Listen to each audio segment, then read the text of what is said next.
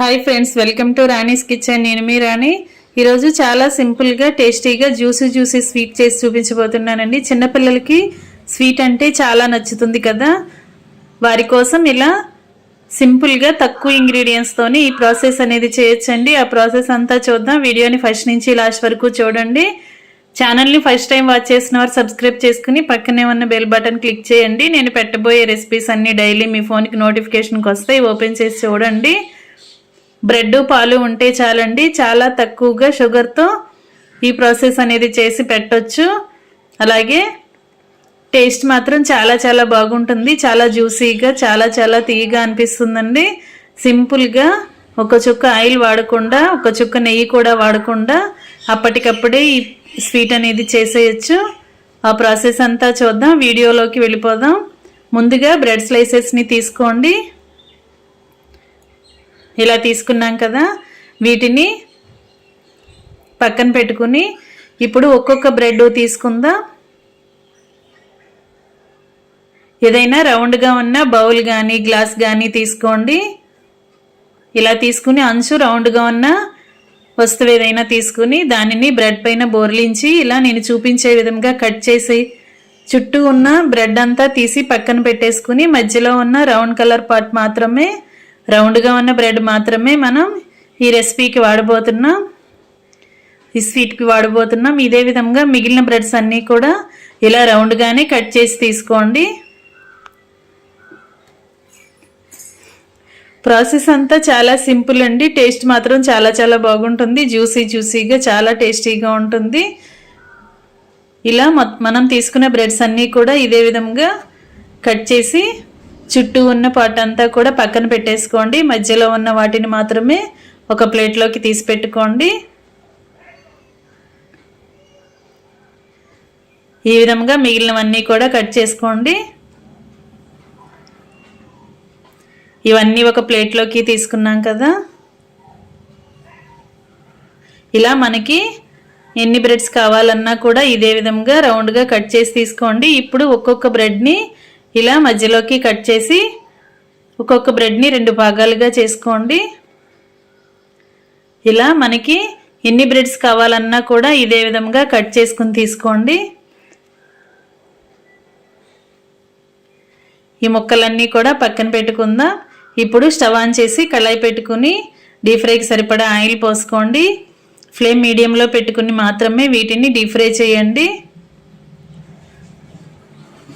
వేసిన వెంటనే వెనుక వైపు కూడా టర్న్ చేసి 2 వైపులా ఈవెన్గా క్రిస్పీగా వచ్చేంత వరకు ఫ్రై చేయండి.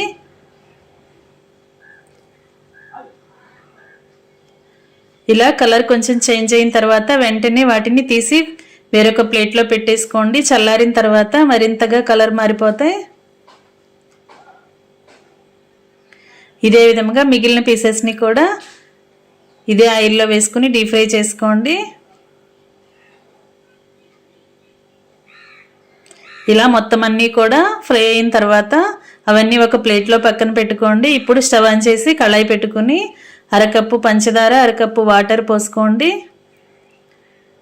షుగర్ ఎంత తీసుకుంటే వాటర్ కూడా అన్నీ తీసుకుని అవి 2 కూడా కళాయిలో వేసుకున్నాం కదా. ఇప్పుడు పాకాన్ని ఇలా షుగర్ అంతా కూడా వాటర్లో మెల్ట్ అయి పాకం కరగటం స్టార్ట్ అవుతుంది. ఈ లోపుగా మనం ఒక బౌల్ తీసుకుని దానిలోకి 2 టేబుల్ స్పూన్లు మిల్క్ పౌడర్ తీసుకోండి.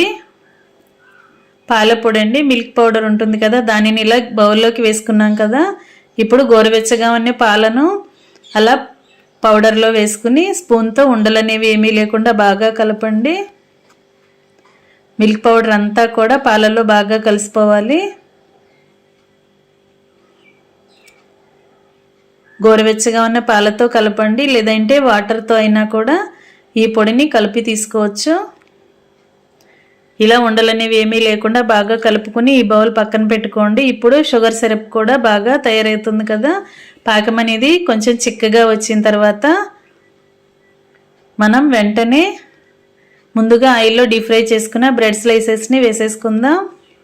ఇలా బ్రెడ్ పీసెస్ని వేసుకుని 2 వైపులా కూడా బాగా కలుపుకుంటూ సిరప్ని బ్రెడ్ అంతా పీల్చుకునేలా చేసుకోండి.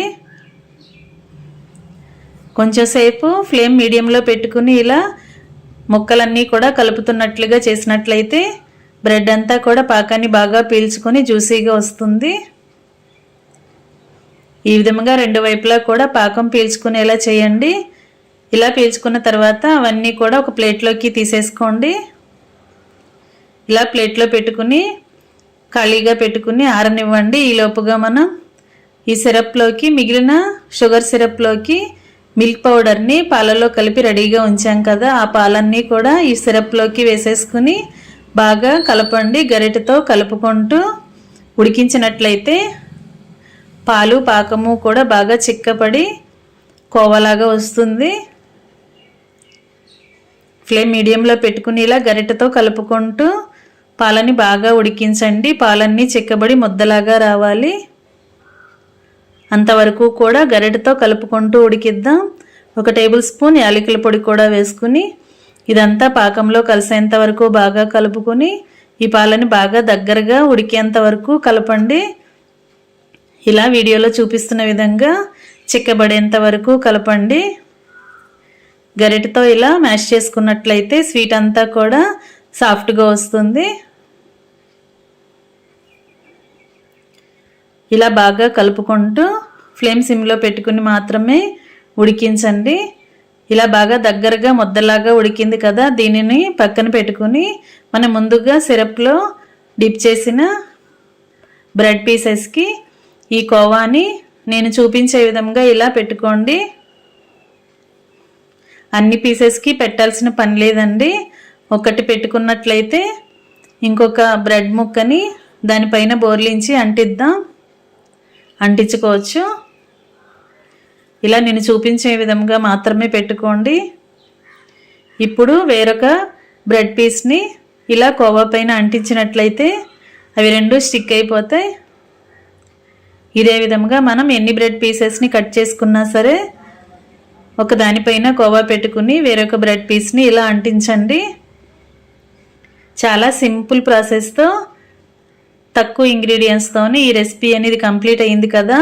స్వీట్ ఎక్కువగా ఇష్టపడే పిల్లలకి స్కూల్ నుంచి వచ్చేసరికి ఇలా చేసి పెట్టండి.